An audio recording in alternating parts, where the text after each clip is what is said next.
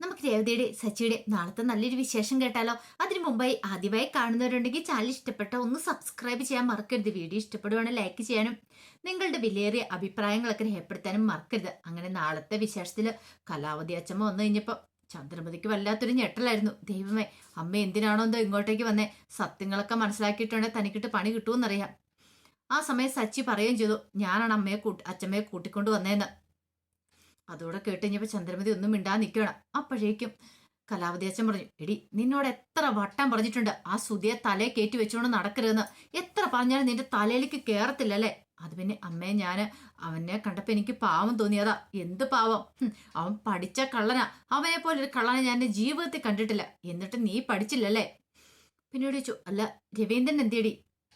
രവിയേട്ടൻ മുകൾ ടെറസിലും കണ്ടുണ്ട്. ഞാൻ അവരെ ഒന്ന് കാണട്ടെ. അപ്പോഴേക്കും സച്ചി പറഞ്ഞു, ഭാച്ചമ്മ നമുക്ക് പോകാന്ന് പറയണം. അതെ, നീ വരണ്ട, ഞാൻ എൻ്റെ മോനോട് തനിച്ചൊന്ന് സംസാരിക്കട്ടെ എന്ന് പറഞ്ഞു. അങ്ങനെ സച്ചിൻ രേവതിയൊക്കെ അവിടെ നിൽക്കുമ്പോൾ അച്ഛമ്മ ടെറസിലേക്ക് അങ്ങോട്ട് പോയി. ചന്ദ്രമതി രൂക്ഷമായിട്ട് സച്ചിയെ നോക്കുവാണ്. എന്തിനാടാ ഇപ്പൊ അച്ഛമ്മയെ വിളിച്ചോണ്ട് വന്ന രീതിയിലുള്ള നോട്ടമായിരുന്നത്. അങ്ങനെ അച്ഛമ്മ അങ്ങോട്ട് കയറി ചെന്നപ്പോ രവീന്ദ്രൻ ഓരോന്നൊക്കെ ആലോചിച്ച് ടെറസ് നിൽക്കുവാണ്. അച്ഛമ്മയെ കണ്ടു കഴിഞ്ഞപ്പോ ചോദിച്ചു, ആഹാ അമ്മേ ഇതെപ്പോ വന്നു. ഞാനിപ്പോ വന്നോളൂ, വരുന്ന കാര്യം ഒന്ന് പറഞ്ഞു പോലും ഇല്ലോ. അത് പെട്ടെന്ന് ഞാൻ ഇങ്ങോട്ടേക്ക് പോന്നു. അല്ല എന്താടേ രവി, ഇവിടെ എന്തൊക്കെയാ പ്രശ്നങ്ങളെന്ന് ചോദിക്കുക. അത് പിന്നെ അമ്മേ, കുറച്ച് കാര്യങ്ങളൊക്കെ എന്നോട് സച്ചി പറഞ്ഞായിരുന്നു, ഞാൻ എല്ലാം അറിഞ്ഞെന്ന് പറയണം. അത് കേട്ടപ്പോ രവീന്ദ്രൻ പറഞ്ഞു, എന്ത് ചെയ്യാൻ എൻ്റെ അമ്മേ, സഹിക്കുന്നതിന് ക്ഷമിക്കുന്നതിനൊക്കെ ഒരു പരിധിയില്ലേ. എടാ, ഇത്രയും കാലം നീ അതൊക്കെ സഹിച്ച് ക്ഷമിച്ചു അല്ല മുന്നോട്ട് പോയിക്കൊണ്ടേ, ഇപ്പൊ പിന്നെ എന്താ പെട്ടെന്ന് നിനക്ക് എങ്ങനെ. അമ്മേ, ഇത്ര കാലം എന്ന് പറഞ്ഞിട്ട് കാര്യമില്ല. ഞാന് ജോലി ഉണ്ടായിരുന്ന സമയത്ത് ഡ്രൈവറായിട്ട് പോയിക്കൊണ്ടിരുന്ന സമയത്ത് പോലും അതെ, എപ്പോഴും അവൾ എന്നെ തരം താഴ്ത്തി കെട്ടാനേ ശ്രമിച്ചിട്ടുള്ളൂ. എല്ലാവരോടും പറയും ഇത് എൻ്റെ അച്ഛൻ എനിക്ക് വാങ്ങിത്തന്ന വീടാ എന്നൊക്കെ പറഞ്ഞുകൊണ്ട് എപ്പോഴും എന്നെ കൊച്ചാക്കാറുണ്ട്. പക്ഷെ ഞാനൊന്നും കാര്യമായിട്ട് എടുക്കാറില്ല. അവൾ എന്തൊക്കെ പറഞ്ഞാലും അതൊക്കെ കേട്ട് അങ്ങോട്ട് മുന്നോട്ട് പോവാറുള്ളൂ. പക്ഷെ ഇപ്പൊ ഞാൻ ശരിക്കും മടുത്തമ്മേ. എടാ, ഈ ഒരു തവണത്തേക്ക് നീ ക്ഷമിക്ക്. എത്ര നാളത്തേക്ക് അമ്മേ, എത്ര വർഷം ഞാൻ ഇങ്ങനെ സഹിച്ച് ക്ഷമിച്ച് മുന്നോട്ട് പോകും. ഇപ്പൊ തന്നെ എന്റെ പ്രായം എത്രയാന്ന് അമ്മയ്ക്കറിയാലോ. ഇത്രയും കാലമായി കല്യാണം കഴിഞ്ഞിട്ട് ഇന്ന് വരെയെങ്കിലും അവള് ഒരു ആണ് വിട താഴ്ന്നു തരാനായിട്ട് ഉദ്ദേശിച്ചിട്ടില്ല. അപ്പൊ എത്ര കാലം ഇങ്ങനെ മുന്നോട്ട് പോകുന്ന അമ്മ വിചാരിക്കണേ. അച്ഛൻ പറഞ്ഞു, എടാ ഈ ഇത്രയും കാലം ഇങ്ങനെ സഹിച്ച് ക്ഷമിച്ച് മുന്നോട്ട് പോയില്ലേ, നീ അവളുടെ മുന്നിൽ ക്ഷമിച്ചാൽ മതി. ബാക്കി കാര്യങ്ങളൊക്കെ നല്ല രീതിയിൽ തന്നെ മുന്നോട്ട് പോയിക്കോളും. പിന്നെ അവളുടെ സ്വഭാവം അറിയാലോ. സുധി എന്ന് പറഞ്ഞാൽ അവൾക്ക് ഭ്രാന്ത. സുധിക്ക് വേണ്ടിയിട്ട് എന്തും ചെയ്യും അവള്. അവളുടെ സ്വഭാവം ഇനി മാറുമെന്ന് എനിക്ക് തോന്നുന്നൊന്നുമില്ല. അതിനി അങ്ങനെ തന്നെ ഇരിക്കുള്ളൂ. നീ ഇനിയിപ്പോ എന്തൊക്കെ ചെയ്തെന്ന് പറഞ്ഞാലും അതിനൊരു മാറ്റം വരാൻ പോകുന്നില്ല. അപ്പൊ പിന്നെ അമ്മ എന്താ പറയണേ, ഞാൻ പറഞ്ഞല്ലോ അവളോട് പോയി സംസാരിക്കണം. സംസാരിക്കുവാണെങ്കിൽ ഈ പ്രശ്നത്തിനൊരു പരിഹാരം ഉണ്ടാവും. ഒടുവിൽ രവീന്ദ്രൻ പറഞ്ഞു, ശരി സംസാരിക്കാം. പക്ഷെ ഒരു കാര്യമുണ്ട്, അവള് രേവതിയുടെ അടുത്ത് മാപ്പ് പറയണം. രേവതിയുടെ അടുത്ത് മാപ്പ് പറയണം. അതിന്റെ ചന്ദ്ര പറയുമെന്ന് നിനക്ക് തോന്നുന്നുണ്ടോ രവി? അതെന്താളും നടക്കുന്ന കാര്യമില്ല. അത് വേണ്ട, അങ്ങനെ നീ ചെയ്യിക്കണ്ടെന്ന് പറയാ. അതെന്താ അമ്മ ഇപ്പൊ അമ്മ അവളുടെ ഭക്ഷണം ചേർന്ന് പറയണം. എടാ, ഞാൻ ആളുടെ ഭക്ഷണം ചേർന്ന് പറഞ്ഞതല്ല.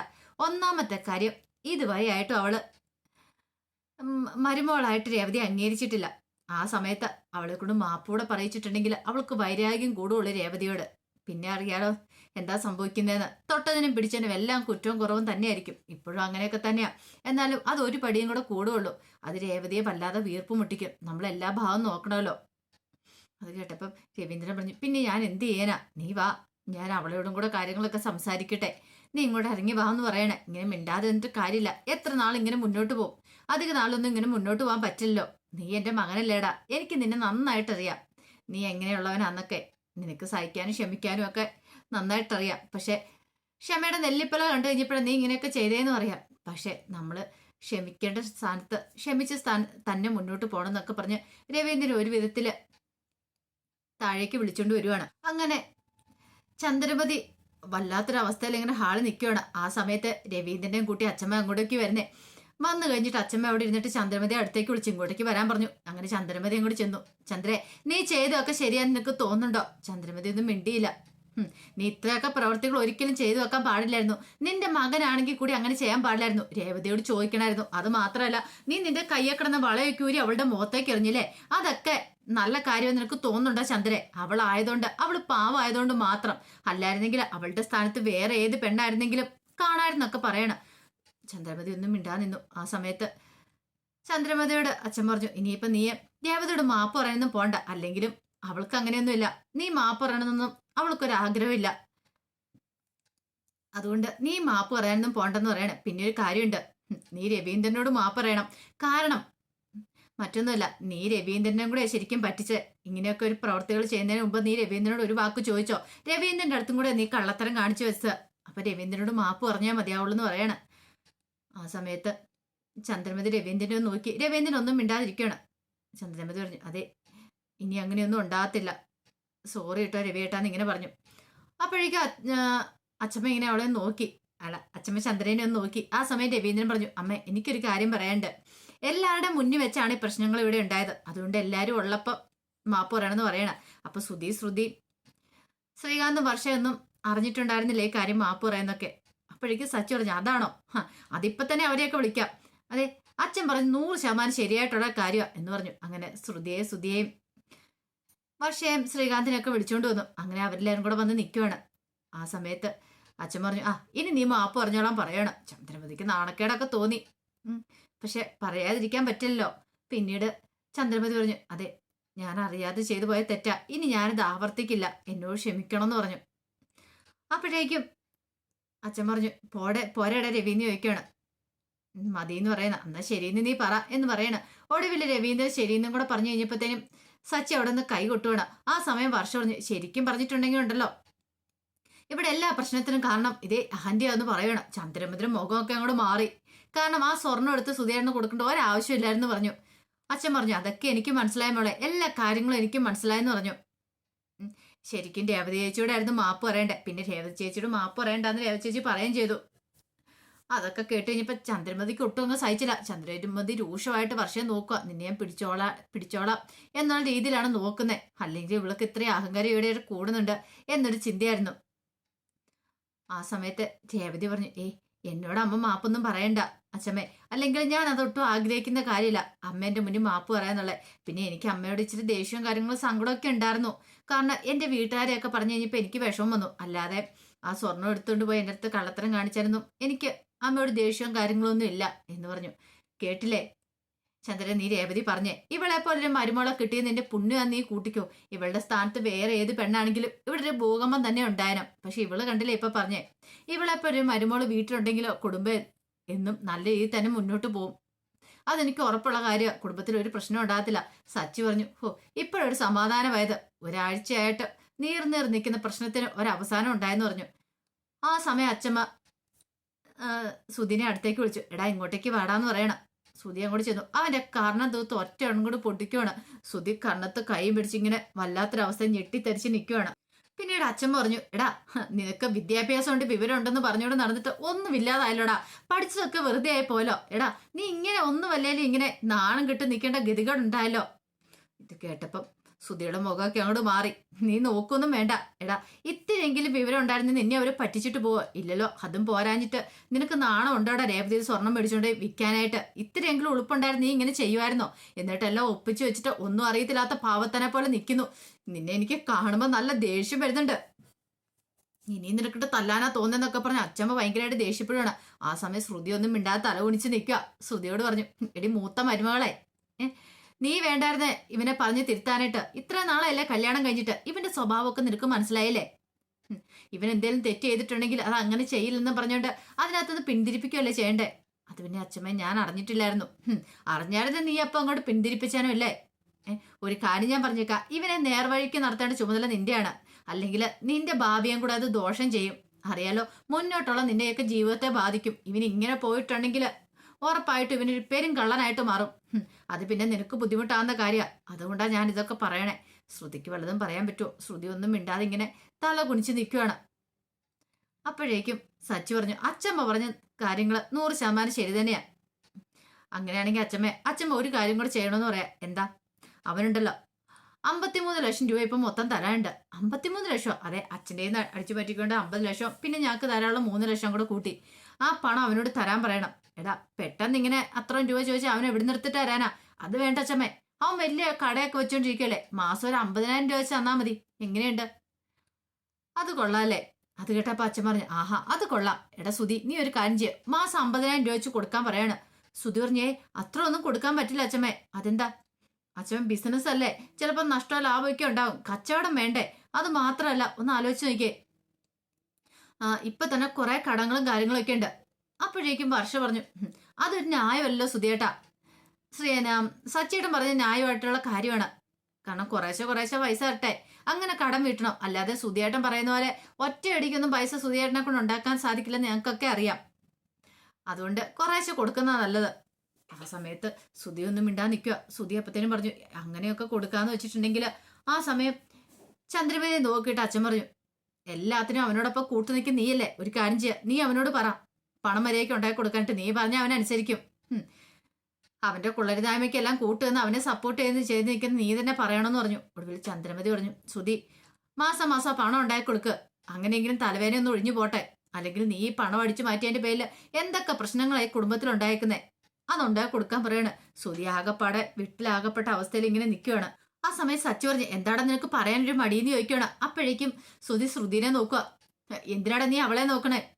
അല്ല സ്വർണ്ണം അടിച്ചു മാറ്റി വെക്കുന്ന സമയത്ത് നീ ശ്രുതിയോട് ചോദിച്ചിട്ടാണോ ചെയ്തത്? അല്ലല്ലോ, പിന്നെ നീ അവളെ നോക്കേണ്ട കാര്യം എന്താന്ന് ചോദിച്ചു. ശ്രുതി ഒന്നും മിണ്ടാ നിൽക്കുക.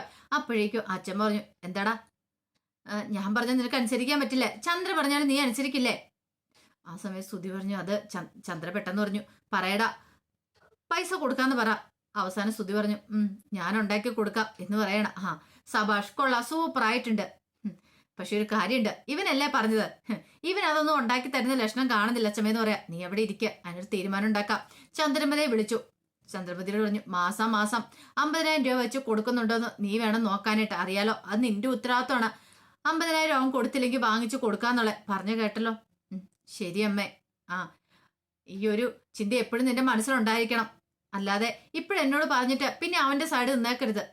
അപ്പോഴേക്കും രേവതി പറഞ്ഞു പ്രശ്നങ്ങളൊക്കെ അവസാനിച്ചല്ലോ, ഞാൻ ഇറക്കാൻ ചായ എടുക്കാന്ന് പറയണം. അങ്ങനെ ചായ എടുക്കാൻ കൊണ്ട് പോയി. സച്ചിയും പോയി.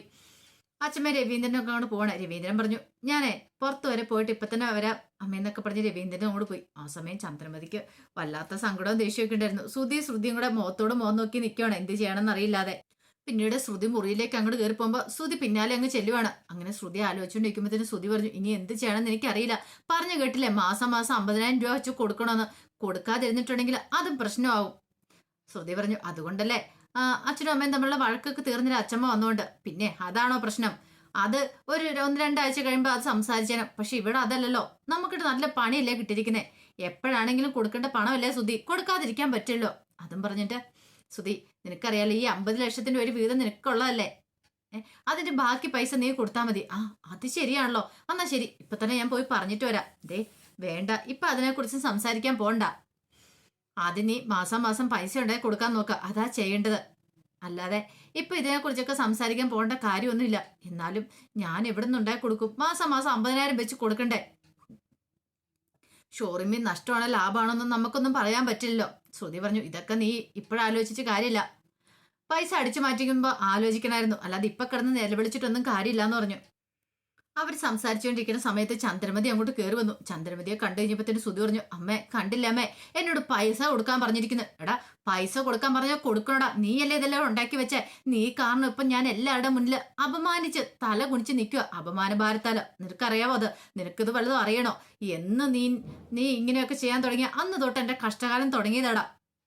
ഓരോന്നോരോന്ന് വന്ന് പറഞ്ഞ് അങ്ങനെ എന്റെ മനസ്സ് കവർന്ന ഒടുവില് എന്നെ കൊണ്ട് ഓരോ തെറ്റുകൾ ചെയ്യിക്കും. എന്നിട്ടോ ഇപ്പോഴെങ്ങനെയുണ്ട്? എല്ലാം കൂടെ എന്റെ തലയ്ക്ക് വന്ന് വീണില്ലേ. ഞാൻ മാപ്പ് പറയേണ്ടതായിട്ട് വന്നു രവിയേട്ടനോട്. എല്ലാവരുടെ മുന്നിൽ ഞാൻ തല കുണിച്ച് നിന്നില്ലേ. അപ്പോഴേക്കും ശ്രുതി പറഞ്ഞു എനിക്കറിയാമേ അമ്മയുടെ വിഷമം എന്താന്ന്. അമ്മ സങ്കടപ്പെടുകയൊന്നും വേണ്ട. എന്ത് ചെയ്യാൻ എന്റെ മോളെ? കണ്ടില്ല ഇവൻ കാരണം എത്രമാത്രം പ്രശ്നങ്ങളാണ് ഉണ്ടായെന്ന്. എന്നിട്ട് അവൻ നിൽക്കുന്ന നിപ്പ് കണ്ടില്ലേ? ആ രേവതിയുടെ ഒക്കെ മുന്നില് ഞാൻ തീരെ ചെറുതായി പോയി. അതിൻ്റെ ഇടയ്ക്ക് അമ്മ വന്നിട്ട് ഓരോന്നൊക്കെ പറയുന്ന കേട്ട് കഴിഞ്ഞപ്പോ പാതാളത്തിലേക്ക് താണു പോയാൽ മതിയെന്നും ഉണ്ടായിരുന്നുള്ളൂ. അമ്മാതിരി അവസ്ഥയായിരുന്നു. അത് കേട്ടപ്പോ ശ്രുതി പറഞ്ഞു അമ്മേ പോട്ടെ, ശ്രുതി എന്തായാലും പൈസ കൊടുത്തോളും. അപ്പോഴേക്കും ചന്ദ്രമതി പറഞ്ഞു എപ്പോഴും ഇവിടെ പ്രശ്നം പൈസ പ്രശ്നം തന്നെയാ. ഒരു കാര്യം ചെയ്യും മോള്, നിന്റെ അച്ഛനോട് വിളിച്ചിട്ട് പണം അങ്ങ് തരാൻ പറയാ എന്ന് പറയണം. അത് കേട്ടപ്പോ ശ്രുതി പറഞ്ഞു അതെങ്ങനെ ശരിയാവും? അവളുടെ അച്ഛൻ ജയിലിലല്ലേ എന്ന് ചോദിക്കുക. എടാ ജയിലായിരുന്നിട്ട് നേരത്തെ പണമൊക്കെ തന്നല്ലോ നിനക്ക് കടയൊക്കെ തുടങ്ങാനായിട്ട്, അപ്പൊ പിന്നെ ഇതിനെന്താ പ്രശ്നം? ആ സമയം ശ്രുതി ഞെട്ടിപ്പോയി. ശ്രുതി പറഞ്ഞു അത് പിന്നെ അമ്മേ മോളെ എത്രയും പെട്ടെന്ന് പണത്തിന്റെ കാര്യത്തിൽ ഒരു തീരുമാനം ഉണ്ടാക്കുക, എങ്കിൽ മാത്രം ഒരു സമാധാനം ഉണ്ടാകത്തുള്ളൂ. അല്ലാതെ ഇവനെയും കൊണ്ട് ഒന്നിനും കൊള്ളൂന്ന് എനിക്ക് തോന്നില്ല. ശ്രുതി പറഞ്ഞു ശരിയമ്മേ ഞാൻ നോക്കാന്നൊക്കെ പറയണം. പിന്നീട് ശ്രുതിയുടെ അടുത്ത് എന്നിട്ട് ചന്ദ്രമതി പറഞ്ഞു എടാ നീ കാരണം എന്തൊക്കെ പ്രശ്നങ്ങളായി കുടുംബത്തിലുണ്ടായിരിക്കുന്നേ. കാരണം കണ്ടില്ലേ നിന്നെ ഞാൻ പ്രസവിച്ചോണ്ട് ഇപ്പൊ എനിക്ക് പാരയായി. അവസാനം കണ്ടില്ലേ നിന്റെ നീ ഇവളുടെ കഴുത്തിൽ താലി ആർത്തിയോണ്ട് ശ്രുതിക്കും എല്ലാവരുടെ മുന്നിൽ തല കുണിച്ച് നിൽക്കേണ്ടതായിട്ട് വന്നു എന്നും പറഞ്ഞിട്ട് ചന്ദ്രമതി അങ്ങോട്ട് പോകാൻ തുടങ്ങിയപ്പോഴത്തേനും ശ്രുതി വിളിച്ചിട്ട് പറഞ്ഞു, അമ്മേ ഇതിനെല്ലാത്തിനും കാരണം അമ്മയാന്ന് പറയണ. ഞാൻ എന്ത് തെറ്റ് ചെയ്തടാ അന്ന് പറഞ്ഞ് ചന്ദ്രമതി അങ്ങ് തിരിഞ്ഞു വന്നു. അമ്മേ എന്നെ പ്രസവിച്ചോട് കൂടിയിട്ട് അമ്മയ്ക്ക് സ്റ്റോപ്പ് ചെയ്യാമായിരുന്നോ? അമ്മ എന്തിനാ ആ സച്ചിയും കൂടെ പ്രസവിച്ചേ? അതുകൊണ്ടല്ലേ ഈ പ്രശ്നം ഉണ്ടായെന്ന്. ശ്രുതി അന്തം വിട്ട് നിൽക്കുകയാണ്. ചന്ദ്രമതി രൂക്ഷമായിട്ട് അവനെ നോക്കി. ചന്ദ്രമതിക്ക് ഭ്രാന്തായിപ്പോയി. ചന്ദ്രമതി രൂക്ഷമായിട്ട് നോക്കിട്ട് പറഞ്ഞു, നാണം ഉണ്ടോടെ നിനക്ക് ഇങ്ങനെയൊക്കെ പറയാനായിട്ട്? ശരിക്കും ഞാൻ ചെയ്ത തെറ്റെന്താണെന്നറിയാവോ? സച്ചിയെ പ്രസവിച്ചോണ്ടല്ല, നിന്നെ ഞാൻ പ്രസവിക്കാൻ പാടില്ലായിരുന്നു, അതായിരുന്നു ഞാൻ ചെയ്ത തെറ്റെന്ന് പറയണം. അപ്പോഴേക്കും ശ്രുതിയെ നോക്കി, നാണമുണ്ടോ ശ്രുതി? ഒന്നും മിണ്ടാതിരിക്കാനും പറഞ്ഞിട്ട് പല്ലിറുമാണ്. നല്ല ദേഷ്യം വന്നു ശ്രുതിക്ക്. അങ്ങനെ ചന്ദ്രമതി അങ്ങോട്ട് ഇറങ്ങിപ്പോയി കഴിഞ്ഞപ്പോഴത്തേനും ശ്രുതിനെ എടുത്തിട്ട് ചീത്ത പറയണം. ശ്രുതി ഇത്രയെങ്കിലും ഉളുപ്പുണ്ടേ ശ്രുതി ഇങ്ങനെയൊക്കെ പറയോ? എന്താ എങ്ങനെയാ ആരോടാ സംസാരിക്കുന്നെങ്കിലും എന്ത് ബോധമുണ്ടോ? അതും അമ്മയോട് എന്നൊക്കെ പറഞ്ഞിട്ട് കുറെ ചീത്ത പറയണം. അപ്പൊ അതിന്റെ വിശേഷങ്ങളൊക്കെയാണ് നമ്മൾ കാണുന്നത്. ആ വിശേഷങ്ങൾക്കായി നമുക്ക് എല്ലാവർക്കും കാത്തിരിക്കാട്ടോ. ഒരിക്കൽ കൂടി എല്ലാവർക്കും ശുഭദിനം നേർന്നുകൊണ്ട് നിർത്തുന്നു. നന്ദി.